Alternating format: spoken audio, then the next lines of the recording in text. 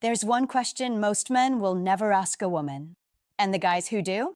They're the ones she can't stop thinking about. The ones she texts her friends about. The ones who turn a casual conversation into something she replays in her mind for days. Today, I'm going to tell you exactly what that question is, why it works on a psychological level, and how to use it without sounding scripted. But here's the thing. If you're still asking, how is your day, and wondering why she's not opening up emotionally or sexually, this might be the most important thing you watch all year. I'm Dr. Lila Romano. I've been a practicing urologist for over a decade, and in that time, I've learned something critical. Sexual health isn't just physical. The couples who struggle with intimacy, it rarely starts in the bedroom. It starts with communication. It starts with emotional connection. And it starts with the questions you're not asking. Today, we're diving into the psychology of female desire. We're covering 3 psychological triggers that most men completely ignore. And by the end of this, you'll understand why curiosity creates more attraction than confidence ever could. The third trigger? That's the one that separates guys she forgets from guys she can't get out of her head. Hit that subscribe button because what we're covering today isn't theory. It's based on real relationship psychology, neuroscience research, and what I've seen work in my practice with couples who've transformed their intimacy. Most men in their 50s, 60s, even 70s think it's a physical problem. Low testosterone, erectile dysfunction, hormone imbalance. And yes, sometimes those things play a role. But when I dig deeper, when I talk to couples together, I discover the real issue. They've stopped connecting emotionally. They've stopped having conversations that actually matter. Think about your typical day. You come home. You ask, "How was your day?" She says, "Fine." You ask, "What do you want for dinner?" She shrugs. The conversation stays on the surface. Safe, logical, flat. And over time, that emotional flatness spreads into every other area of your relationship, including the bedroom. Because here's a truth that might make some men uncomfortable. Women don't open their bodies where they can't open their hearts. According to research from the Gottman Institute, one of the leading relationship research centers in the world, couples who maintain deep emotional connection report significantly higher sexual satisfaction, even decades into their relationship. This isn't touchy-feely advice. This is hard science. When emotional intimacy is strong, physical intimacy follows. In my clinical experience, I've seen this pattern repeatedly. A couple comes in concerned about erectile dysfunction or low libido. We run the tests. Physically, everything checks out. Testosterone is fine. Blood flow is good. No underlying medical issues. So, what's the problem? They've lost the emotional spark. They're roommates, not lovers. And you can't solve that with a pill or a supplement. You solve it by changing how you communicate. So let's break down the 3 psychological triggers that create attraction, desire, and deep intimacy. These aren't tricks. These aren't manipulation tactics. These are genuine ways to connect with a woman on a level most men never reach. The first trigger is this. Ask questions that actually matter. Not, "What do you do for work?" Not, "Where did you go to school?" Those questions keep everything safe, logical, and completely devoid of emotional spark. But when you ask a woman about her passions, about the moments that shaped her, about what makes her feel truly alive, you're doing something completely different. You're inviting her into a deeper space, a space where she can express herself, reflect, dream. And when a woman feels understood, that's when desire starts to build. Let me give you specific examples. Instead of asking surface-level questions, try these. What's something you're passionate about that most people don't know? This question tells her you're interested in the parts of herself she keeps hidden, the parts she doesn't share with everyone. When she answers, you're getting access to her inner world. What moment in your life made you who you are today? This invites her to reflect on her journey, her growth, her transformation. When she shares that story, she's trusting you with something deeply personal. That creates a bond. When do you feel most like yourself? This question assumes she has different versions of herself, the version she shows at work, the version she shows to friends. And you're asking about the authentic version, the one that feels most real. That's incredibly intimate. What's a dream you've never told anyone about? This is vulnerability in action. You're creating a space where she can share something she's been holding close. When you ask questions like this, you're not just making conversation. You're creating an emotional experience. What makes you feel truly alive? Not happy, not content, alive. This taps into her passion, her energy, her vitality. And when she talks about what lights her up, you'll see it in her eyes. That energy is magnetic. Now, here's where most guys mess this up. They think asking deeper questions makes them seem too intense, too invested, too vulnerable. But that's completely backwards. Emotional questions don't show neediness. They show depth. They prove you're not afraid of real connection. And that's what separates you from every other guy who's just trying to impress her. I had a patient, a 58-year-old man who'd been married for 30 years. He told me that he and his wife barely talked anymore. Surface conversations about schedules and bills, but nothing real. So I gave him this advice. Ask your wife one of these deeper questions. Just one. He chose, what's something you've always wanted to do but never told me about? He came back a month later and said that question opened up a 3-hour conversation. His wife told him about dreams she'd had since she was a teenager. They really talked, for the first time in years. He said, I fell in love with her all over again. And I think she felt the same about me. That's the power of asking questions that actually matter. But asking good questions is only part of the equation. Because if you ask a deep question and then don't create a safe space for her answer, it won't work. That brings us to the second psychological trigger. Create emotional safety. When I say emotional safety, I know that makes some men uncomfortable. We've been taught that attraction is about charm, confidence, maybe some physical touch. And yes, those things matter.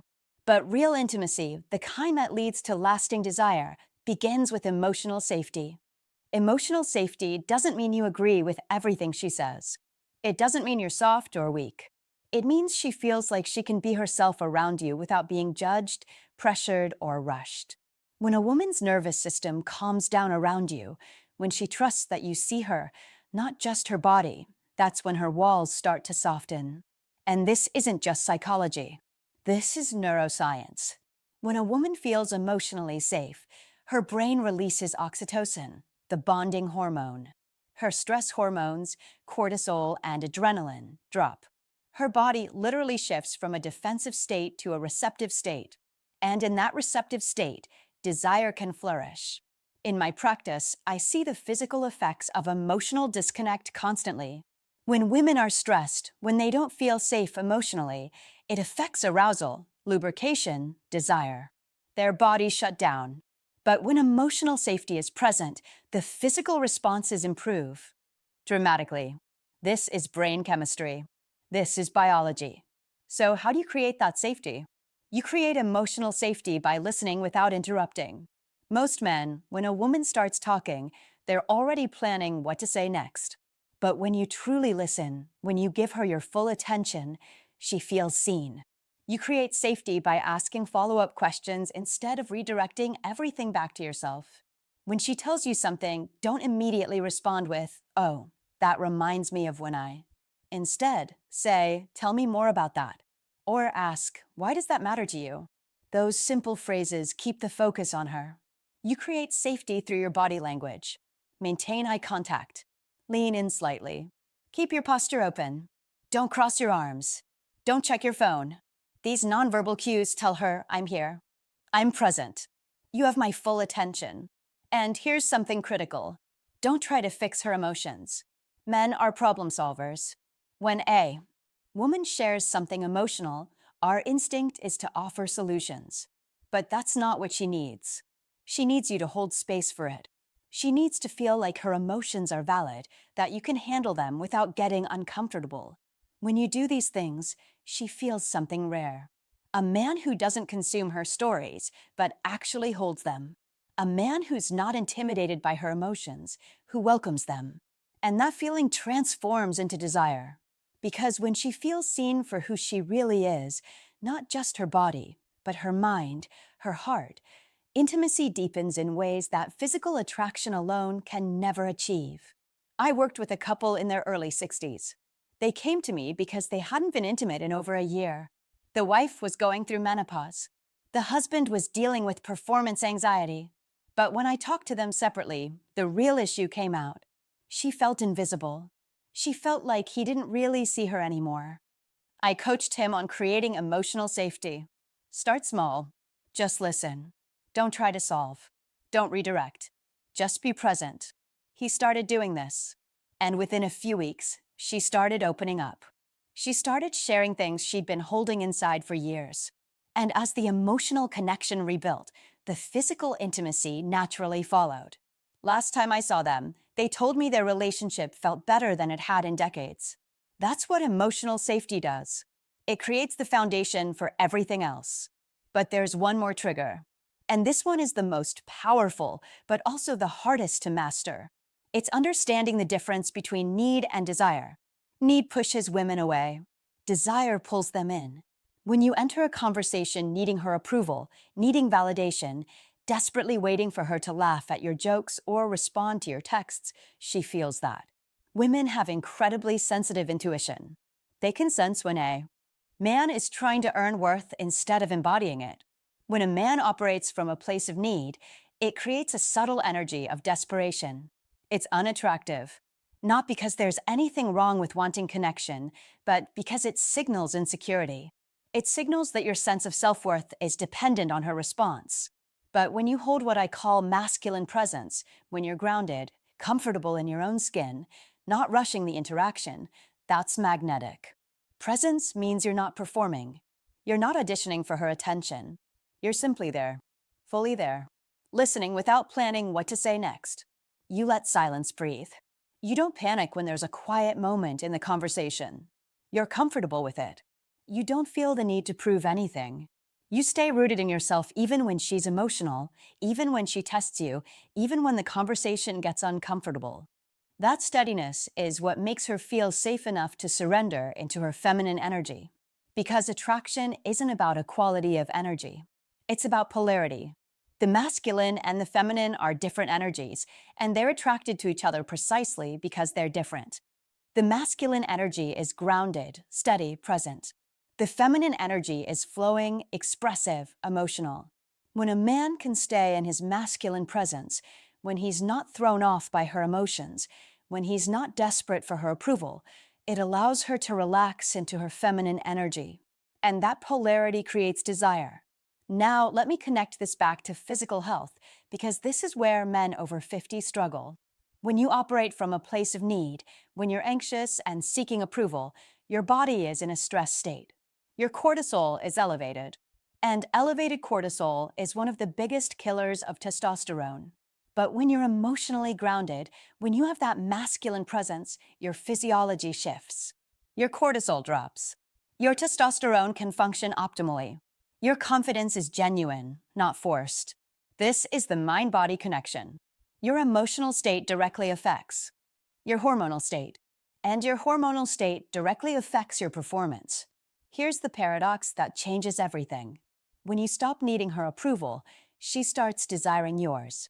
When you're not in a hurry for her body, she naturally wants to move closer. Because the feminine opens when it feels chosen, not consumed. Let me paint a picture of what this looks like in practice. You're having a conversation. You ask one of those meaningful questions. She starts to answer. You're genuinely listening. Your body language is open. You're maintaining comfortable eye contact. She shares something emotional. You don't panic. You don't try to fix it. You simply say, "Tell me more." There's a moment of silence. You don't rush to fill it. You're comfortable. You're present. She feels that steadiness. And in that moment, something shifts. She starts to lean in. That's presence in action.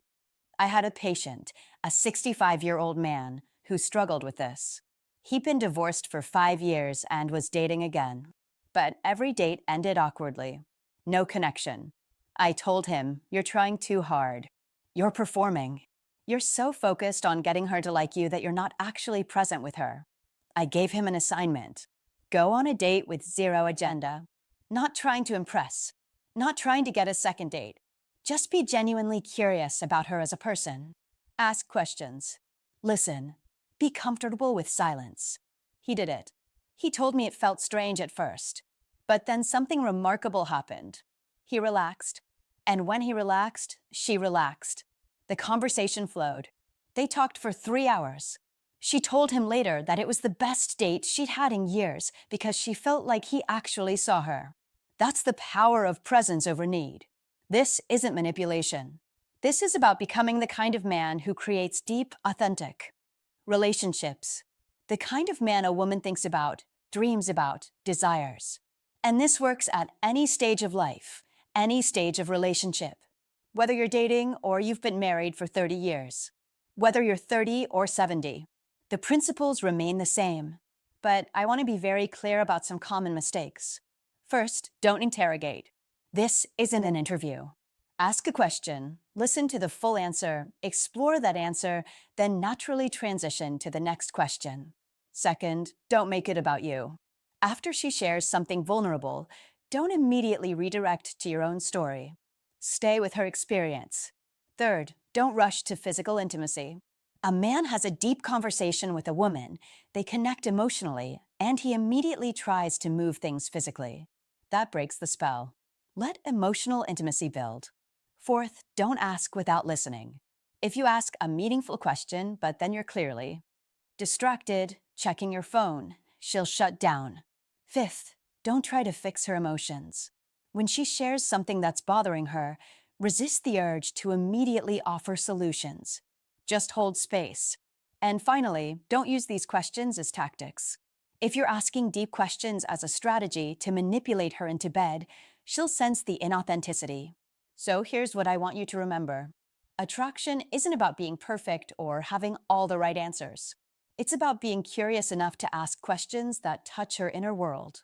It's about creating emotional safety through consistency, through listening, through grounded presence. And it's about understanding that desire follows emotional connection, not the other way around. The man who gets this doesn't just get her attention. He becomes unforgettable because he's not chasing her. He's creating a space where she naturally wants to reveal herself, emotionally and physically. So here's my challenge to you. This week, ask one of these questions. Just one. Ask it with genuine curiosity. Create the space for her to answer fully. Listen without interrupting. Don't try to fix or redirect. Just be present and notice what happens. Drop a comment below and let me know if you have any questions. I read every single one. I'm Dr. Lila Romano, and I'll see you in the next video.